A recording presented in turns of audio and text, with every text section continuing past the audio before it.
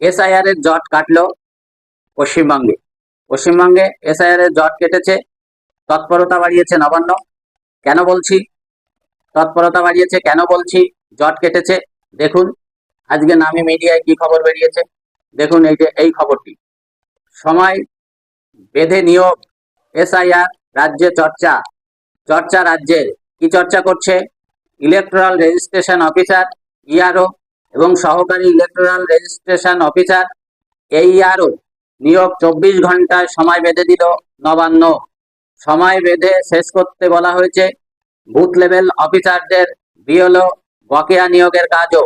প্রশাসনিক সূত্রে খবর, কিছুটা আচমকাই নবান্নের এই তৎপরতা চোখে পড়ার মতো, কারণ বুধবার সব জেলা শাসকদের সঙ্গে বৈঠক করে মুখ্য সচিব মনোজ পন এই নির্দেশ দিয়েছেন বলে খবর।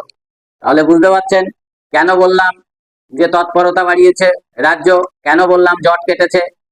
অবশ্যই জট কেটেছে এবং যে কোনো মুহূর্তে এসআইআর এর কাজ শুরু হয়ে যেতে পারে। নবান্নের নির্দেশ ধরলে আজ বৃহস্পতিবারের মধ্যে ইআরও এবং এইআরও নিয়োগের কাজ শেষ করে ফেলতে হবে।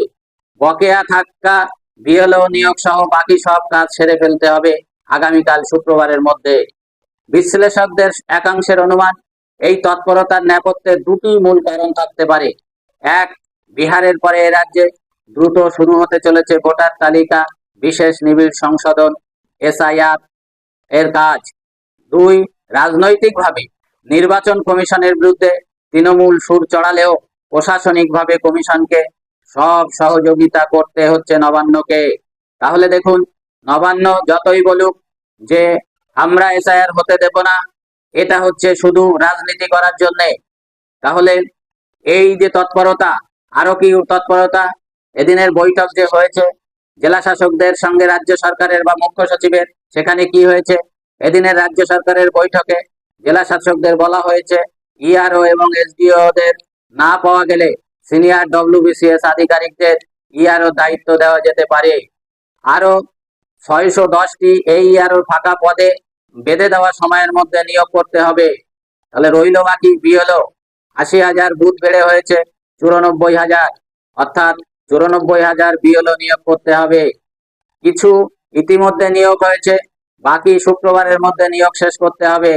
এর বাইরেও রিজার্ভ বিএলও এবং বিএলও সুপারভাইজার নিয়োগ করতে হবে। তাহলে বুঝতে পারছেন তৎপরতা কতটা বাড়িয়েছে নবান্ন। এবং এই জন্যই বলছি যে এসআইআর আর সময়ের অপেক্ষা মাত্র।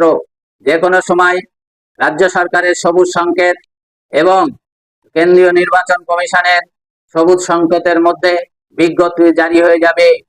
এদিকে ভোটার তালিকা তথা নির্বাচনী কাজের সঙ্গে সম্পর্কযুক্ত প্রক্রিয়ার অগ্রগতি নিয়ে প্রায় নিয়মিত খোঁজ খবর নিচ্ছে জাতীয় নির্বাচন কমিশন।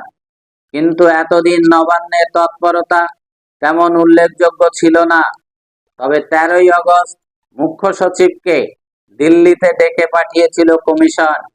4 জন আধিকারিকের বিরুদ্ধে শাস্তি বিধান সংক্রান্ত আলোচনা ছাড়া প্রাক এসআইআর প্রস্তুতি নিয়েও কথা হয়েছিল কিনা তা নিয়ে কৌতূহল রয়েছে আধিকারিকদের একাংশে।